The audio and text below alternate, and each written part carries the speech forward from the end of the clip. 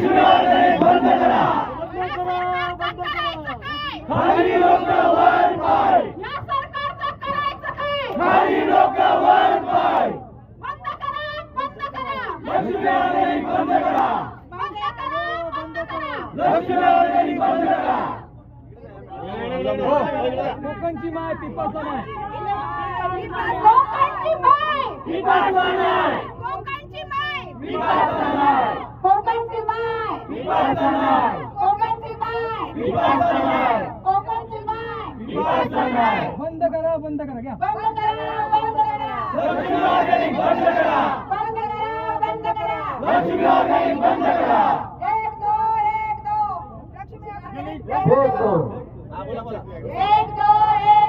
Lakshmi organic एक दो Lakshmi organic एक दो छत्रपती शिवाजी महाराजांचा विजय हो छत्रपती शिवाजी महाराजांचा विजय हो डॉक्टर बाबासाहेब आंबेडकरांचा विजय हो डॉक्टर बाबासाहेब आंबेडकरांचा विजय हो कोकणकरांच्या एकजुटीचा विजय हो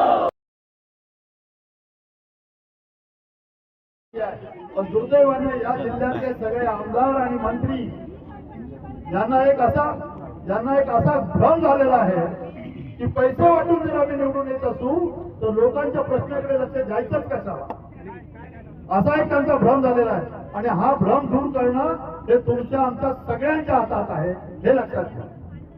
लक्ष्मी ऑर्गॅनिक कंपनीच्या संदर्भामध्ये मगाशी एकाने उल्लेख केला, मी त्याचा परत उल्लेख करणार नाही की पत्रकार परिषद इथे घ्यायची ऐवजी रत्नागिरीत घेतली आणि रत्नागिरीतल्या पत्रकार परिषदेला पोलीस बंदोबस्त डीवायएसपी वगैरे मागवले, पत्रकारांचे खिसे तपासले आणि मगच त्यांना आज सोडलं. मी तुम्हाला सांगतो हे पत्रकारांना परिषदेला या कंपनीला आता जाहीरपणे सांगितलं पाहिजे, कारण सगळ्यांना सगळं कळलं पाहिजे. हा आमचा खाते आहे, त्याला सीएमनी देवेंद्र फडणवीसांनी एसपीना फोन करून त्यांना संरक्षण द्यायला. आजपर्यंत कोणत्याही पत्रकार परिषदेला इतका मोठा पोलीस बंदोबस्त असत नाही, परंतु त्यांनी द्यायला लावला. आणि जणू काही पत्रकार म्हणजे अतिरेकीच आहेत अशा पद्धतीचं पत्रकारांना वागणं दिलं. पत्रकारांनी त्यांना तिथे विचारलं सुद्धा.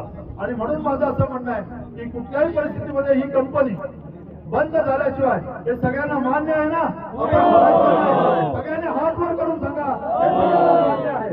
आणि तरच आम्ही आजपासून म्हणजे उद्या सकाळपासून थोडस साखळी धरणं आंदोलन करतो. माझी विनंती आहे 11 आणि गावातल्या आणि 25-40 गावातल्या लोकांना की आपण प्रत्येक गावाला एक दिवस घ्यावा आणि किंवा 2 दिवस घ्यावेत आणि साखळीने बसावं, एवढंच आमचं मत आहे.